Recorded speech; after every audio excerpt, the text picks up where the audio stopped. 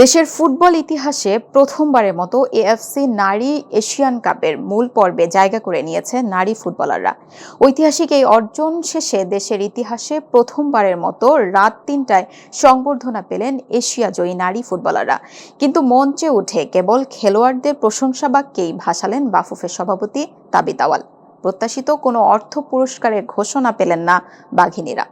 বিস্তারিত ডেস্ক রিপোর্টে। দেশের ফুটবল ইতিহাসে প্রথমবারের মতো এএফসি নারী এশিয়ান কাপের মূল পর্বে জায়গা করে নিয়েছে নারী ফুটবলাররা।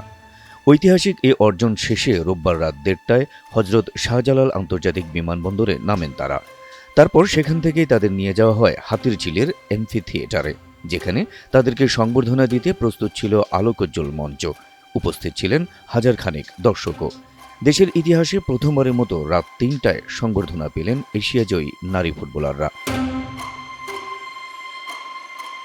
রাত ২:৩০টায় হাতিরঝিলে নারী ফুটবলাররা আসা মাত্রই সেখানে উপস্থিত দর্শকরা বাংলাদেশ বাংলাদেশ ধ্বনিতে মুখর হয়ে ওঠে। তারপর একে একে মঞ্চে ডাকা হয় ঋতুপর্ণা চাকমা, শিউলি, শামসুন্নাহার, আফিদা, মনিকা, মারিয়া সহ অন্যদের। ফুলের তোড়া দিয়ে তাদের বরণ করে নেন বাফুফের কর্মকর্তারা।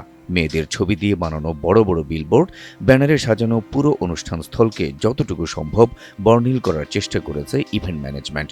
এ সময় বড় পর্দায় দেখানো হয় মিয়ানমারের নারী ফুটবলারদের স্মরণীয় মুহূর্তগুলোর খণ্ডচিত্র। তবে এত আলোকছটার মধ্যেও আধার ছিল পুরস্কারের প্রত্যাশায়। এখানে আসা অনেক দর্শক, এমনকি বিজয়ী খেলোয়াড়রাও ভেবেছিলেন হয়তো বাফুফের পক্ষ থেকে বড় কোনো আর্থিক পুরস্কার ঘোষণা করা হবে, কিন্তু সে আশায় গুড়ে বালি। মঞ্চে উঠে কেবল খেলোয়াড়দের প্রশংসা বাক্যেই ভাসালেন বাফুফের সভাপতি তাবিথ আউয়াল। প্রতিশ্রুতি দিলেন পাশে থাকার, কিন্তু প্রত্যাশিত কোনো অর্থ পুরস্কারের ঘোষণা পেলেন না বাঘিনীরা।